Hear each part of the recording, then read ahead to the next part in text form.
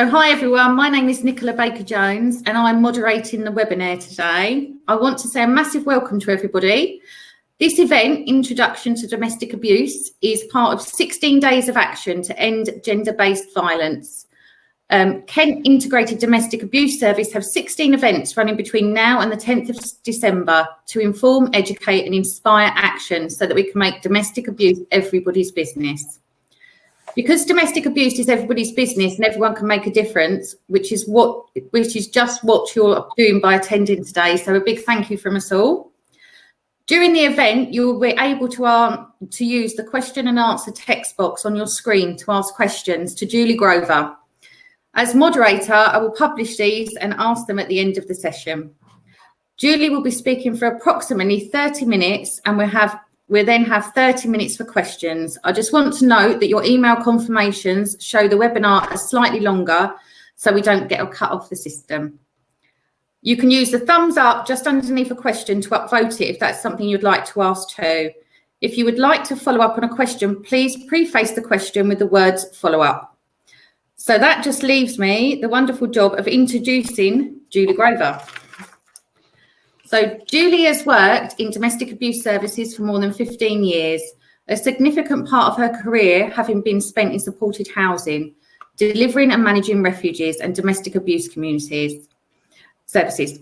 Julie began her career working for Optivo Housing Association, formerly Amicus Horizon, as a supported housing officer, working together with the most vulnerable people in society to improve their life chances and reduce social disadvantage.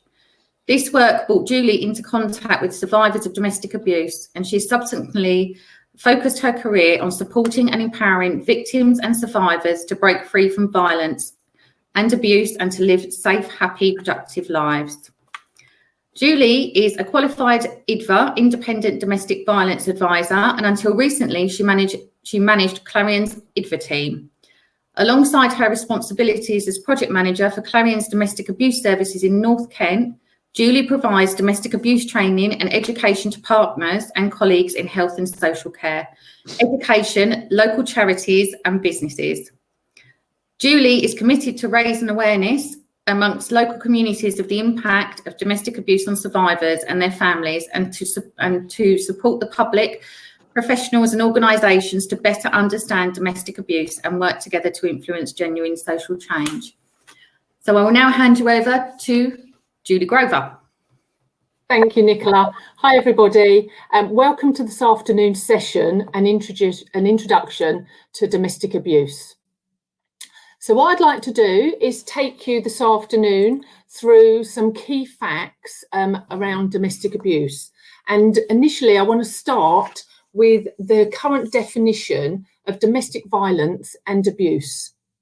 So the current definition of domestic violence and abuse now states that any incident or pattern of incidents of controlling, coercive or threatening behaviour, violence or abuse between those aged 16 or over who are or have been intimate partners or family members, regardless of gender or sexuality. This can encompass, but is not limited to, the following types of abuse: psychological, physical, sexual, financial, emotional. Controlling behaviour is a range of acts designed to make a person subordinate and or dependent by isolating them from sources of support, exploiting their resources and capacities for personal gain, depriving them of the means needed for independence, resistance and escape, and regulating their everyday behaviour. Coercive behaviour is an act or a pattern of acts of assault, threats, humiliation and intimidation or other abuse that is used to harm, punish or frighten their victim.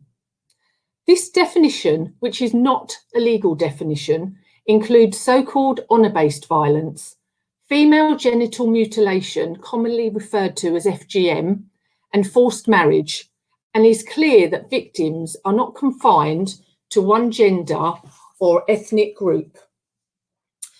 So we'll be going on to discuss what actually is domestic abuse, things you may notice, how to ask questions, barriers to engagement for victims, what victims want, any advice you can give, and who you can signpost to. So, what is domestic abuse and what does it look like? So we're going to start talking about coercion and control. Coercion and control is making or carrying out threats to somebody to make them do something. So it's the fear of what may happen, that living on eggshells with the threat of what could happen to control the situation.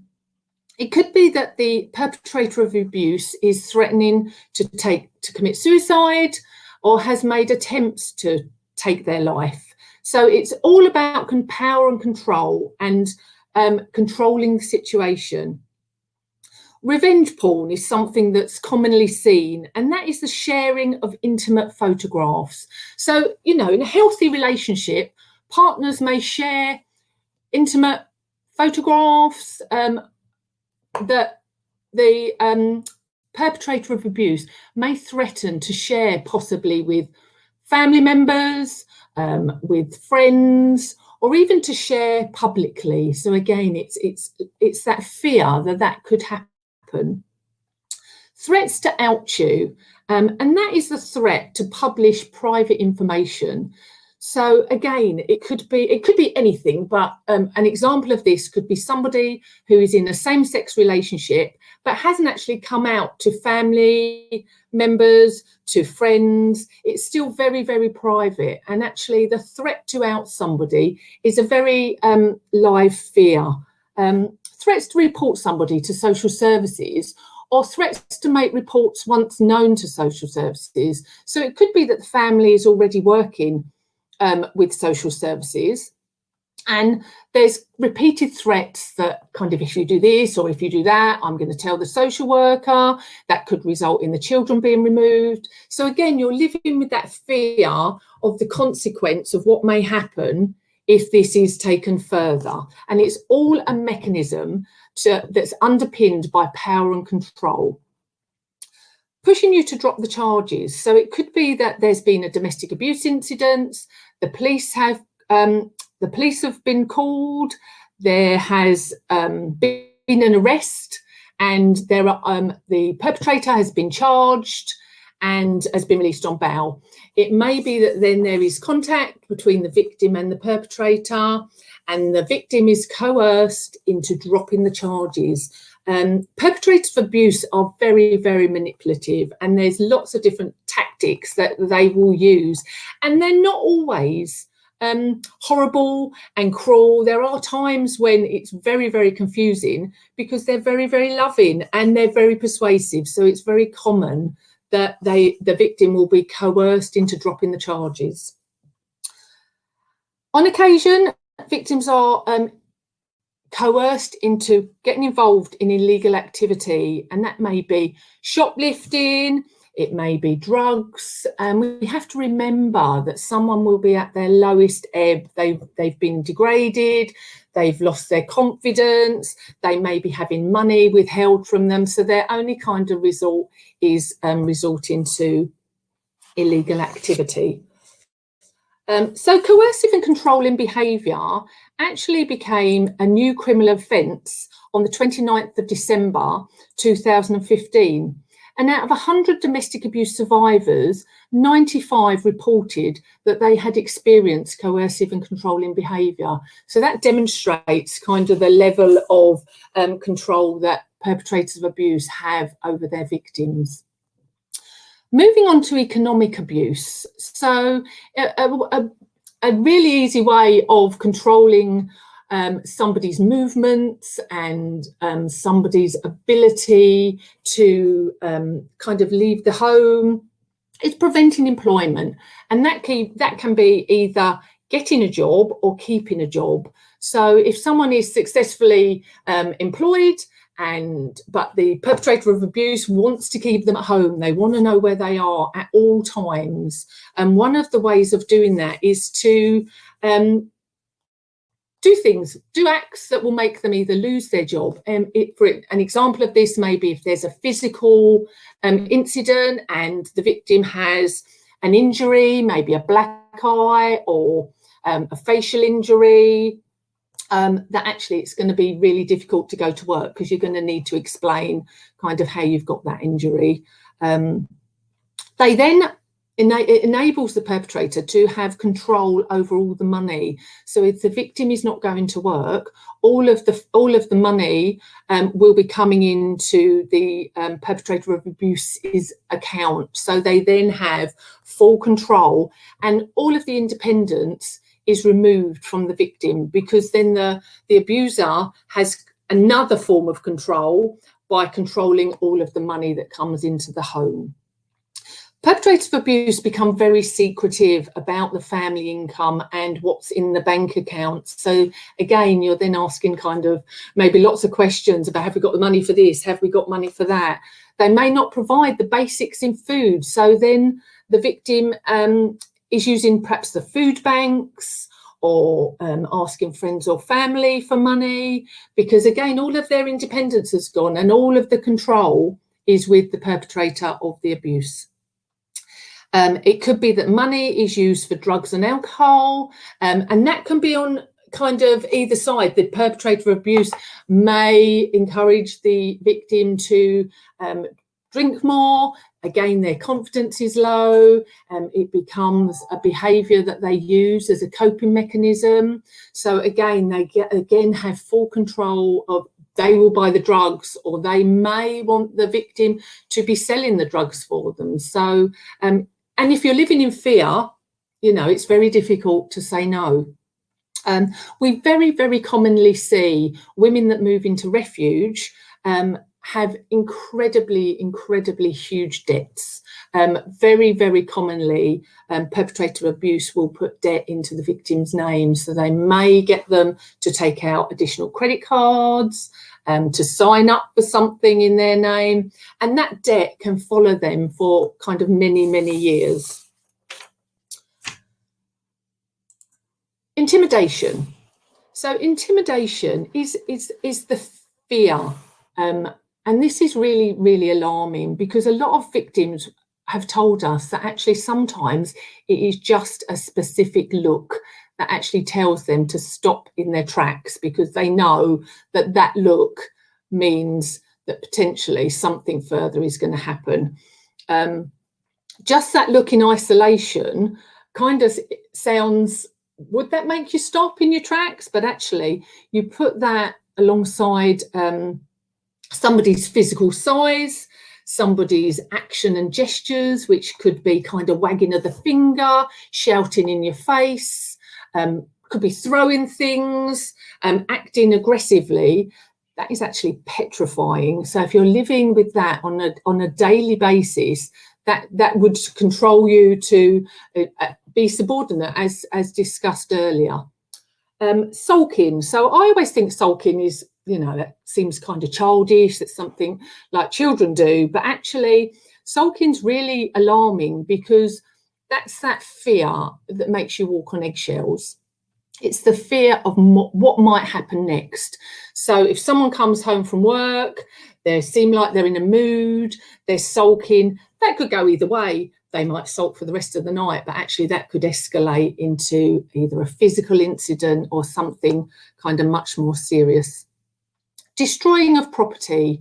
So that happens very, very commonly. If there's an incident of domestic abuse, it could result in, I don't know, something being thrown at the wall and smashed. It could be the remote control for the TV gets thrown and smashes something. The door slammed open and causes a hole in the wall.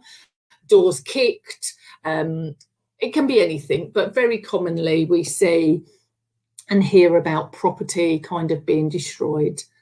The abuse of pets, and the abuse of pets again is very common, and it's a very effective way of intimidating somebody. For a lot of people, the family pet is an extension of the family. It could be, if you've got no children, you know, some people look at their family pet as almost a replacement child. And again, it's a very powerful way of controlling somebody's behaviour, by threatening to harm the pet.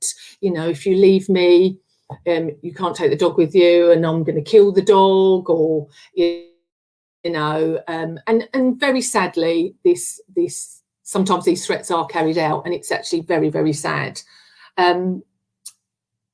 Perpetrators of abuse will brag on occasion about previous abuse and abusive relationships they've been in. And, you know, if they've got away with it once, it fills them with kind of confidence, and they start to brag. They feel powerful, they feel brave because they've got away with it before, so they're not going to get caught. So perpetrators of abuse will brag about kind of previous abusive relationships that they've been in. So isolation can take on many different forms. It can be physical isolation, social isolation, emotional isolation.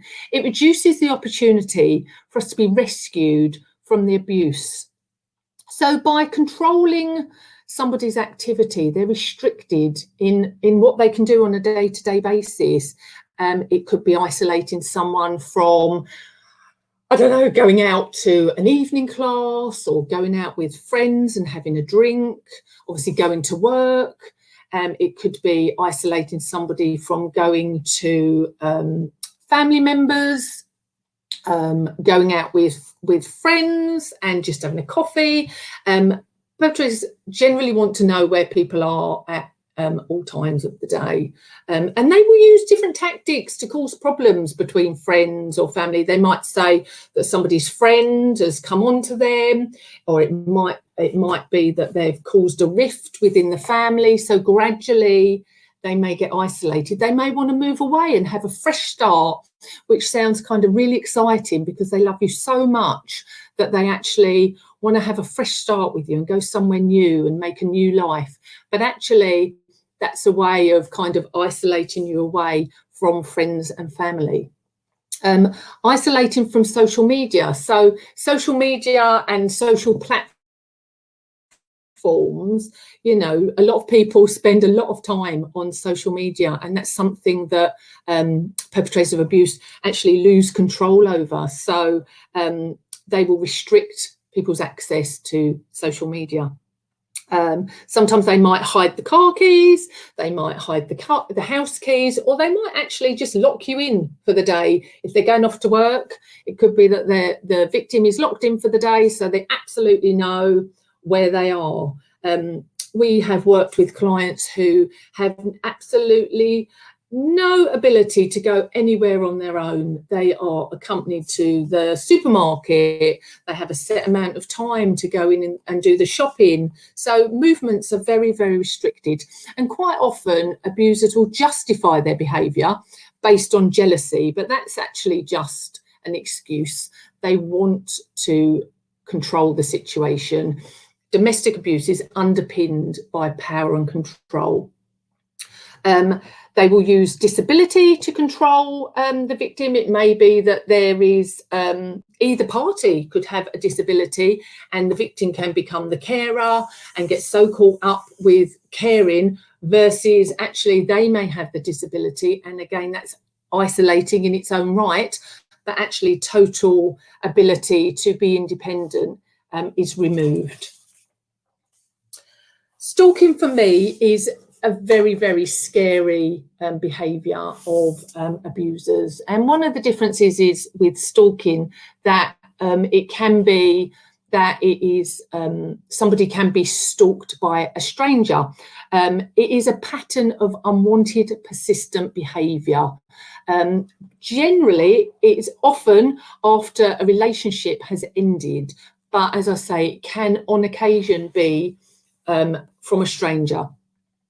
I think it's quite difficult to detect if you're not confident with and having a good understanding of stalking, because it can be seen as being very lovely initially. So, you know, you've separated from somebody, you're at work, and all of a sudden a big bouquet of flowers or a gift arrives, and that can seem really, really nice. But actually, it's the persistent unwanted. If the relationship has ended and persistently the flowers turn up or the gifts turn up, or the ex-partner keeps turning up in different places and knowing your movements, and that actually becomes very, very scary. An unwanted communication generally isn't kind of a couple of texts a day. It can be 40, 50, 60, 70, 80 texts, phone calls per day. And we've worked with victims day in, day out who report an excessive number of contacts made, whether that's directly or indirectly, because if people aren't getting a response from their ex-partner or the person that they have having these stalking behaviours with, they might start to kind of stalk a third party, so a family member or a friend. So it's kind of feeling that they're repeatedly spying on you, looking at you, wanting to know kind of where you are, what you're doing, and that can escalate into threats. So if people aren't kind of getting the response that they want, then it can start turning into kind of threatening behaviour, and it escalates up. Again, it can be vandalised or damaged property. Again, if the perpetrator of abuse isn't getting the response they want, and they may be sending letters or they may be sending gifts and they're not getting the response they want, then it may shift, and you start to see threats made, vandalised car, or might be windows smashed, kind of whatever behaviour. And maybe they might engage others in their stalking activities. That could be intentionally or unintentionally, trying to kind of find out from third parties where somebody is going, what their movements are. So it's actually, it's very, very persistent. Physical and sexual abuse, I would say, is probably the most commonly known form of abuse. I think when I started doing this job and didn't have a good understanding of domestic abuse, I think it's really easy to identify a physical injury. So very commonly, everybody talks about a black eye. And I think in all of the years that I've been working with victims of domestic abuse, specifically in the refuge environment, I think maybe one person has probably moved in with a black eye. So I think in terms of coercive control, it's absolutely amazing that actually now that is a criminal offence. But I think, still people think that domestic abuse is purely domestic violence. And it's not. And I think one of the main things we want to kind of get across today in this introduction is that there's many different forms of abuse, and it's very wide and it's very broad, but actually it isn't isolated to physical and sexual abuse. It's a much wider issue that we need to be much more aware of. So, some of the kind of physical effects of abuse might be, beating, kicking, burning. Generally with burning, it's probably going to be somewhere that you're not going to see it, but you might have that disclosed to you. It could be biting, stabbing, strangulation, strangulation through drowning. So it could be in a bath and, your threat of strangulation. And I think the real difficulty with physical is that it can lead to permanent injuries and it can possibly lead to death. So we have to take this kind of really seriously. And when I say it can lead to death, that isn't necessarily always through the incident of abuse. It can be that people just, they just can't take anymore and they take their own life. And for victims of abuse who've lost full control of their ability to leave the home, manage their finances, look after the children, be able to be kind of independent and make their own choices, they've lost all the control, that actually this is their only way that they can actually take back control, and that is by actually taking their life, which actually is really, really sad. Research tells us that 80% of, sorry, I haven't turned the slide, 80% of victims are not visible to services, and that's a really high statistics. When you work in the kind of field of domestic abuse, we know that victims of domestic abuse will only come forward when they're ready, when they feel safe to do so, when they're able. You know, if all of your movements are monitored every day, then it's actually really difficult to get an opportunity to disclose to somebody. And actually, I just find that a really scary statistic, that it is so high, and that actually still in 2020 that we've got people kind of living with almost this secret of what's going on behind closed doors. And of those who are visible to services, a quarter have lived with abuse for more than 20 years. So I think that kind of demonstrates how serious domestic abuse should be taken. So what you might notice, so if you're concerned that someone may be a victim of abuse, some of the things that you might want to look for is if someone's withdrawn, seems depressed, which is an out of character situation. We're kind of looking for changes or something that you're now aware of. Someone's lost their self-confidence. They used to be really bright as a button, and they used to want to go out all the time, drinking, or just being very social on social media, or calling you. And all of that's gone. That's kind of like a question, what's going on? They might be blaming themselves for things that happened. They might feel feelings of shame. They might have injuries that don't seem consistent with the explanation. You know, if you've got a friend or a family member or a colleague that turns up and you are seeing, not necessarily regularly, but from time to time, maybe that's making you kind of question what's going on. You know, have that curiosity. If it's in a professional capacity, have that professional curiosity. Ask those extra kind of questions. Try and find out what's going on.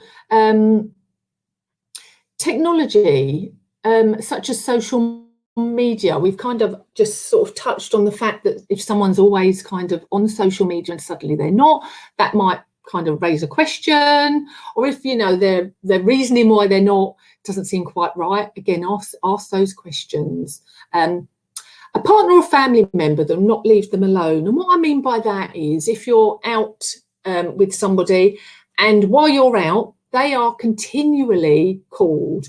What time are you coming home? Where are you? Show me on your camera where you are. What's in the background?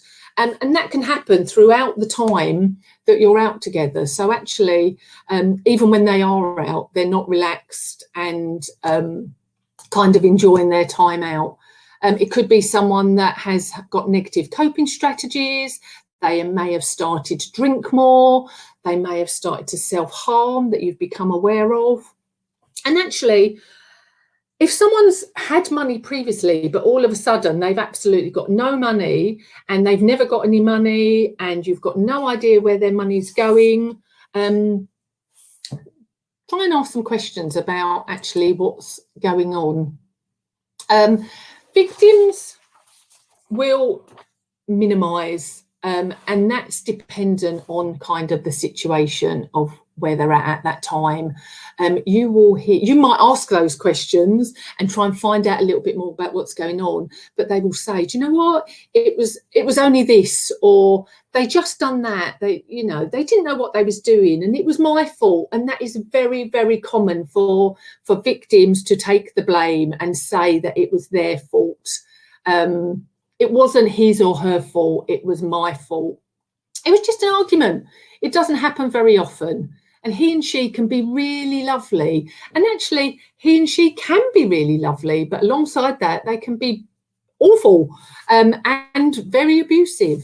And we're okay most of the time. And it was just stress that caused it. Might be busy at work, might have a new baby. So there may be stress factors that kind of impact that seem very feasible at the time. And then it's only when they drink. And drink is an excuse. You know, domestic abuse is not because someone drinks, it's because power and control. So if you're asking the questions, always try to ask in private. So if you've got some concerns, please don't ask them in front of who you may think the abuser is, because you're just placing them at further risk. Try and get an opportunity to ask them in private, sorry, and try and normalise the question. Try not to kind of make it kind of something that they're never going to answer because it seems massive. Try and kind of bring it into kind of, are you okay? How's things? I've noticed this, or is there anything you want to talk about? And it may be that that's a journey. You know, not everybody is ready to disclose at any given time. Victims of abuse are on a journey and they will only disclose something when they are ready.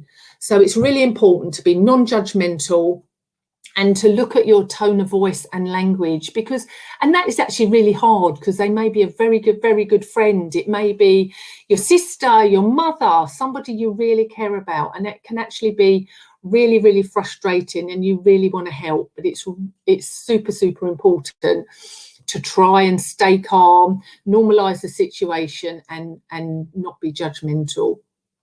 If you can document the conversation, absolutely brilliant, because it may be, as I've just said, that the victim at that time is not ready to take anything any further. They don't want to disclose anything to the police, or they don't want to reach out to a support agency. But actually, when they are ready, that evidence can be really important to kind of draw back on and provide, because they may be so kind of chaotic at the time and can't remember what they've said. But if you can kind of take down a statement that you can keep safe somewhere, that's really important, because it may be needed kind of down the line. And if it's appropriate, offer to refer them on to specialist services. You know, we're very fortunate in Kent. There are lots of services that you can refer on to if somebody is ready. Sometimes there's barriers to engagement for victims of abuse, but it's important to remember that even when somebody doesn't want to kind of take things any further, that they do want to be listened to. They definitely want to be believed, because if you finally get the confidence after many years to disclose to somebody that you are or you think you are a victim of domestic abuse, that actually they want to be believed. They may need time. They might not be ready to do anything about it. They may need time when they are ready, but just actually knowing someone's there and someone believes them may be enough at that time to kind of reassure them that there is support and help out there. Confidentiality, you know, reassure them that actually you're not going to go and kind of tell the world and his wife about what's going on, because they're never going to tell you anything again. And then they want to be kept safe. Ultimately, they want to be kept safe, but they might just not be at that stage at that time when they're ready to kind of proceed and take anything further, because that's a massive step. They want to be listened to and believed. So it's actually really important. So one of the things that we have in Kent is the one-stop shop. So I'm not sure if anyone will have heard of that. Hopefully, yes.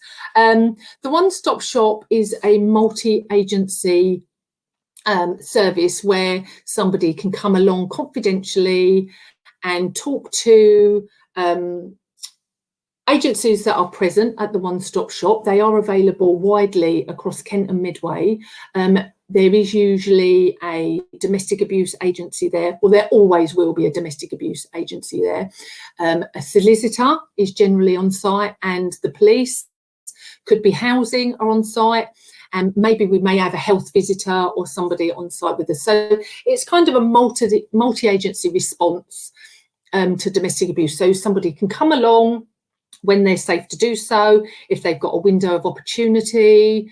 They're usually in the morning, so somebody can come along maybe after they've dropped children at school, or if you're on your way to I don't know, supermarket, so it's not going to be kind of detected, to get some free, safe advice from a range of agencies.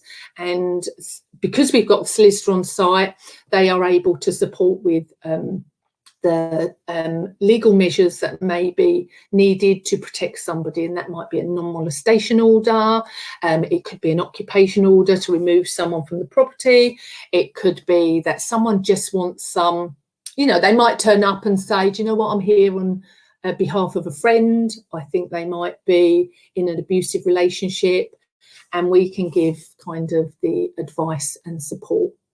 So as we're in a pandemic, and obviously things are tricky for us as professionals at the moment, the one-stop shops are still running. They're still running in all the areas, but they're running virtually at the moment. So there is a Kent Domestic Abuse directory.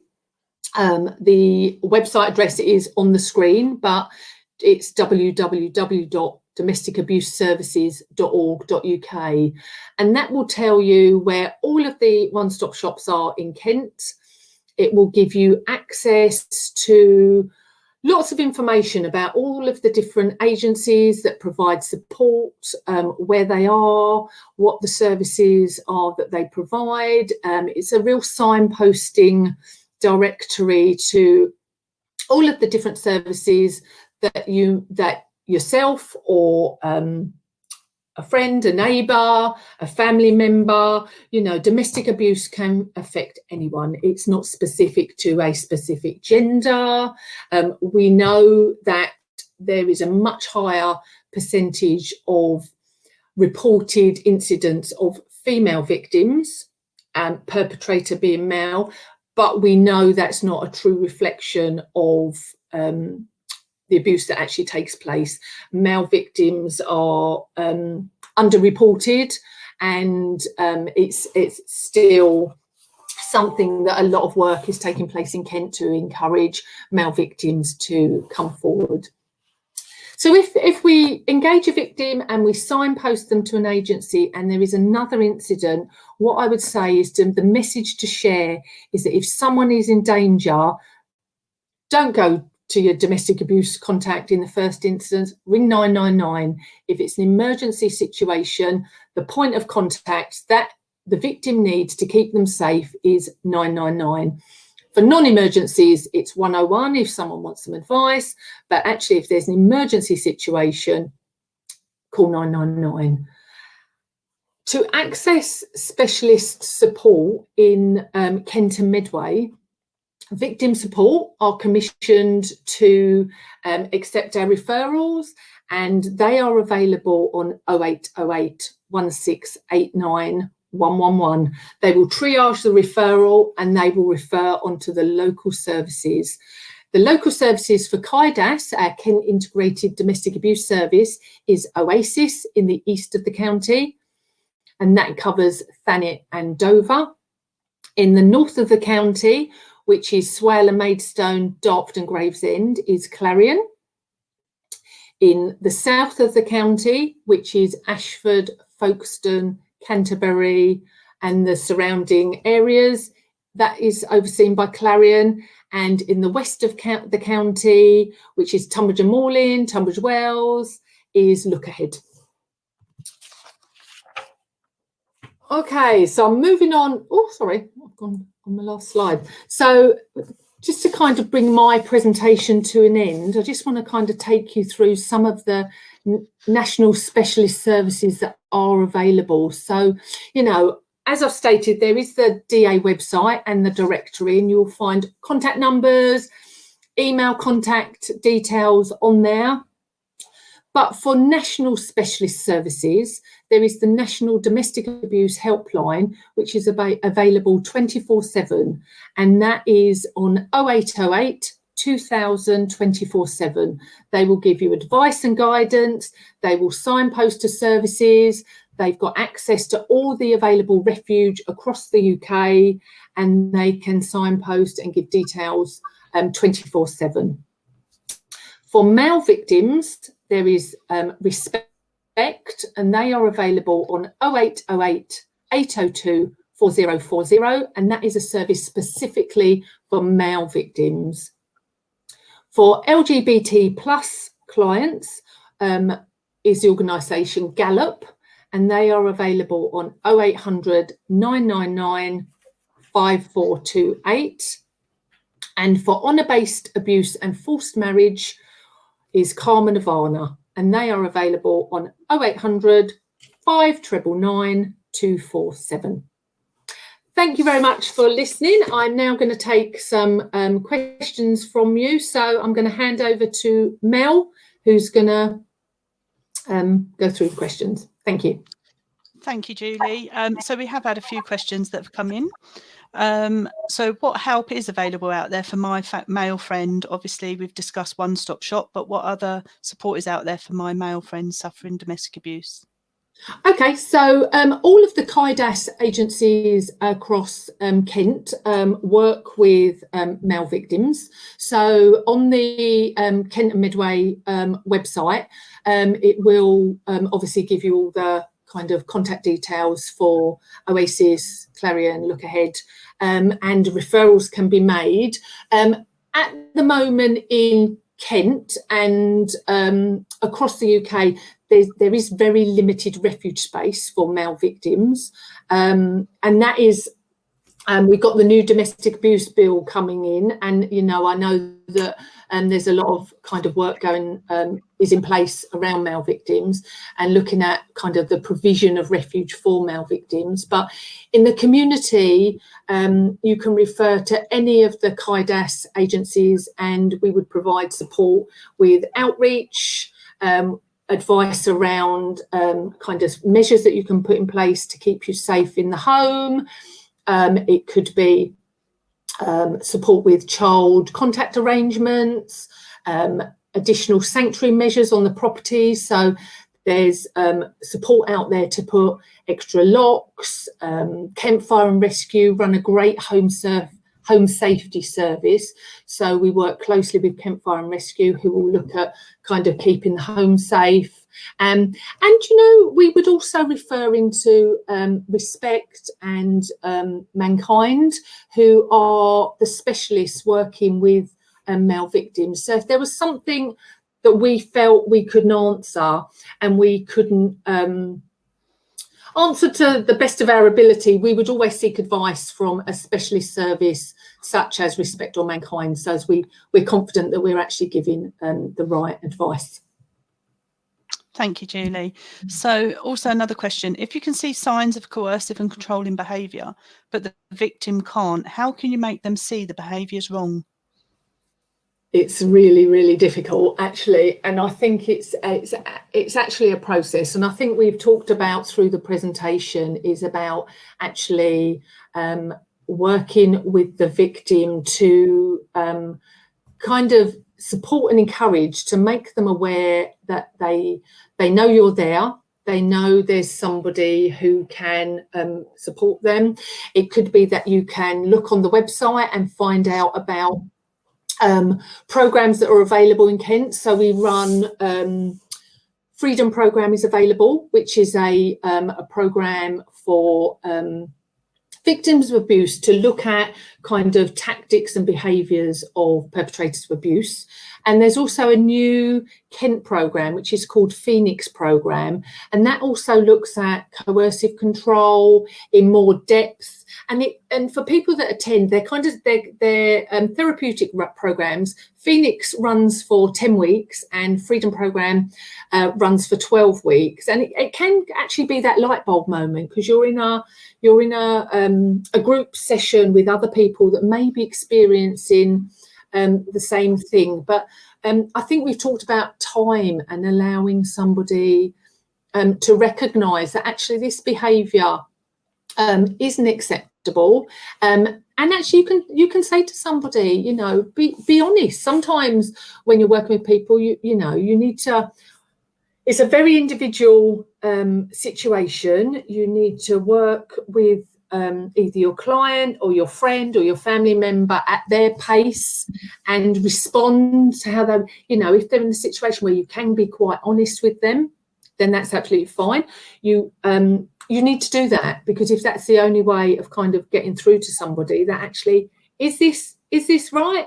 There's lots of information on the website. You can signpost people, you can do some research yourself and look at what you can do. But if you can encourage them to engage with an agency in some shape or form, whether it's attending the one-stop shop, whether it's going to Phoenix or Freedom, or just talking to someone confidentially, that's the best thing that you can do. Thank you. Julie, how would I apply for a refuge space? Okay, so in terms of refuge spaces, the KIDAS partners, we all have access called something called Routes to Support. So we can all actually look for refuge space. So again, sorry, I keep referring to the Kent and Medway Domestic Abuse Directory. You can contact us through our helplines and we can search refuge space, but they're generally not a 24/7 service. So the best advice I would give would be to go to the National Domestic Abuse 24/7 helpline, and they will be able to signpost to refuge. Thank you.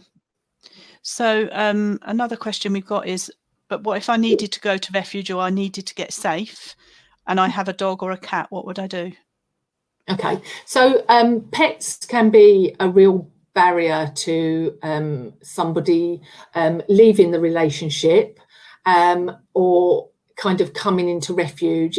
It's a really difficult decision to leave the family home, the person that you may really love, you've been married to for many years, you've got a very elderly cat, very elderly dog, or whatever. We work really closely with Dogs Trust and Cats Protection, so it shouldn't be a barrier. It's a really difficult decision anyway, fleeing and coming into refuge, but there are services out there that will do pet fostering. So it's I believe it's free. I just want to kind of stress that actually it shouldn't be a barrier. There are services out there that will look after your pets very, very well. And I absolutely, having a dog and 2 cats of my own, I absolutely know how difficult that would be to flee and leave. But actually, there Cats Protection and Dogs Trust will look after, and we work really, really closely with them, and we get regular feedback, and they are looked after until move on accommodation can be sourced after refuge, and the dog or cat can come back home. Thank you.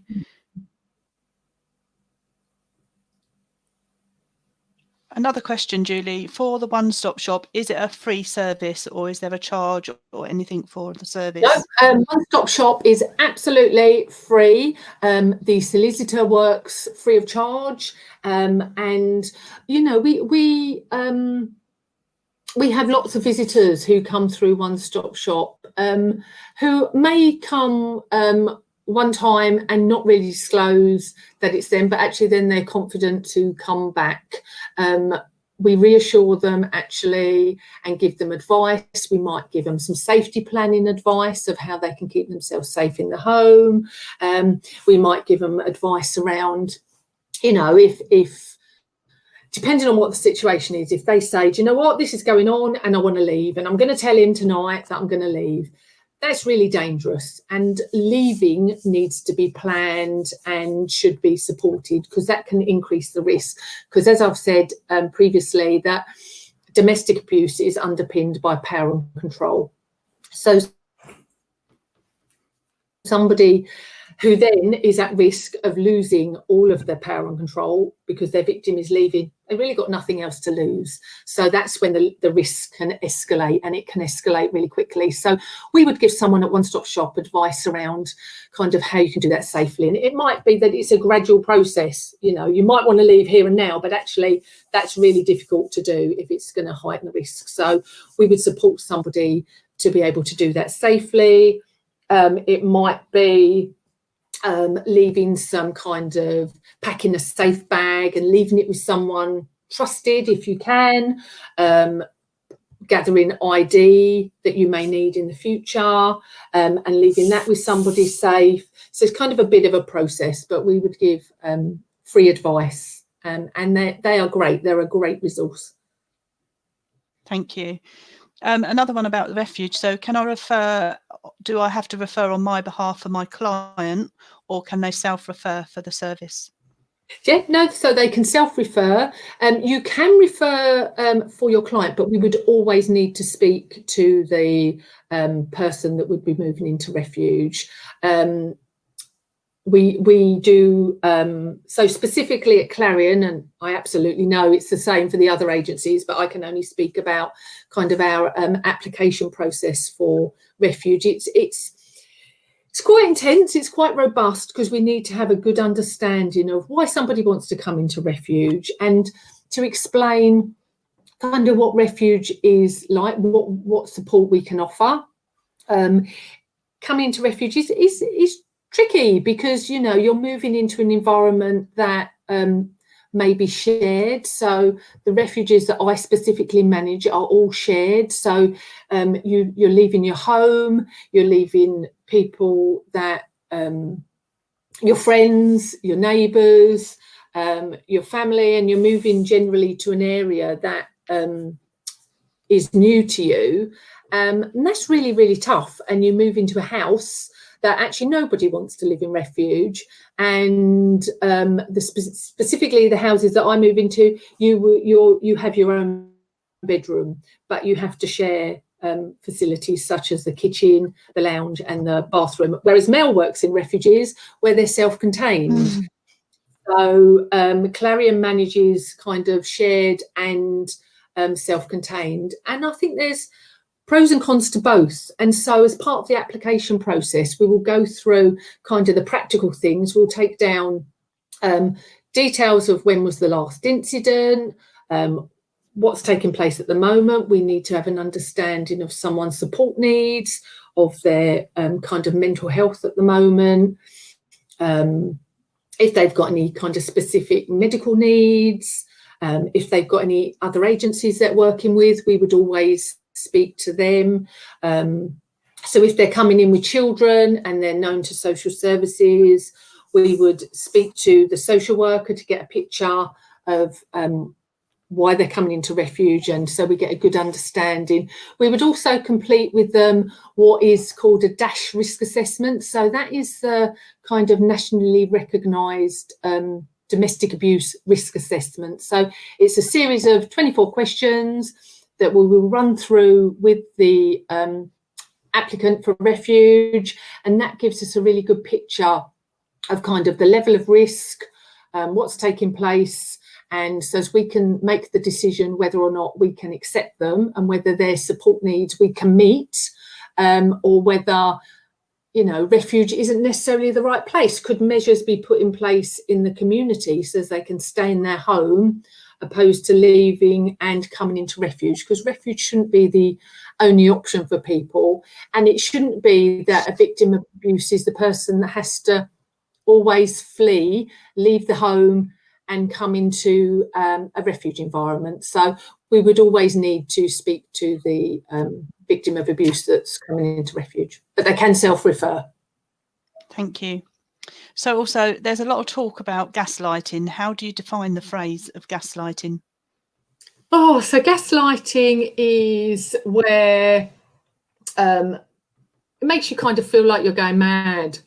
You question what's happening. Things might get moved around. Things might be said, no, that wasn't said, that didn't happen. And you actually start to think that you're actually you start to believe actually that you're the one who's in the wrong, and you're the one that, well, maybe I did actually do that, or maybe I did do that, and I did get that wrong, and it must have been me. So gaslighting is kind of the confusion. It makes you feel like you are actually going wrong, and that you are doing things and saying things that you're not actually doing. So it's a very confusing kind of situation. Thank you. So just to wrap it up, we've got a question of can victims be made to stop having contact with the perpetrator?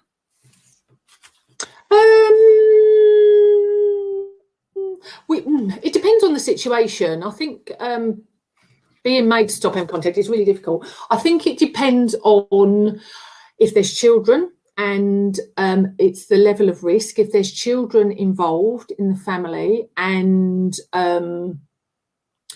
nobody can actually make someone stop having contact, but that can have consequences, because if there are children in the family home, and there is significant risk to the children because of the abuse in the family home, then actually there can be consequences. So, actually saying that somebody can be stopped having contact is actually impossible for me to say, but I would say there can be consequences to that, and that would be a statutory agency that would be making that decision. We're not a statutory agency, so we would give advice and guidance, but that would form part of kind of a child protection plan.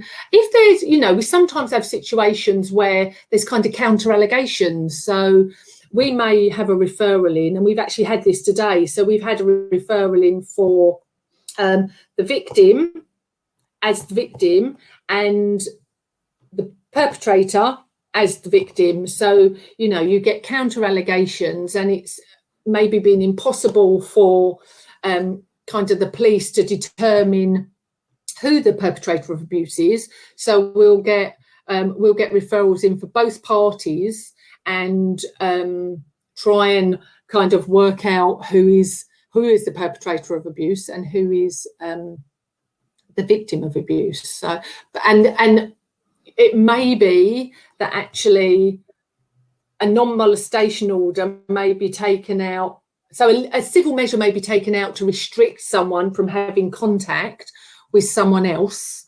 So that would restrict them having contact. But yeah, I'm not sure if that's completely answered the question. I don't know if I'm waffling, but what I mean is it would be very dependent on the situation. But certainly us as a support agency couldn't stop anyone. It would need to be a statutory agency. Thank you. Just a final question. So if there's children part of the domestic abuse, is there support out there for the children if they come into refuge? Yeah, so we work with lots of different agencies who provide therapeutic counselling. There's Head Start in Kent who run support for children with emotional resilience. There's lots of different funding pots for services to provide trauma counselling. So in the refuges, it's different area to area, but in some of the refuges that we manage on behalf of our landlords, we have play therapy that actually the counsellor comes into the refuge and delivers the play therapy in the refuge. But for community-based clients, we also refer to a counselling service that provides therapy for the children as well. Thank you, Julie. So that's the end of our questions. So thank you very much for answering. I'll hand over to Nicola now. So thank you very much, Julie. That was absolutely fantastic. I'm sure something we'll all be going away thinking about. Thanks to everyone who asked a question today. That really added to our conversations. A recording of this webinar will be made available to you shortly. If you enjoyed this event, please do note there's still time to register for the upcoming webinars, so your conference journey doesn't have to end here. If you go to www.daeverybodiesbusiness.org to register, we can keep this conversation going with the hashtag #DAEverybodiesBusiness and hashtag #NoSeatSpeakOut. If the talk today has raised anything with you personally and you'd like to find out more about the services available, please visit www.domesticabuseservices.org.uk, where you can find out more about how to refer into your local service.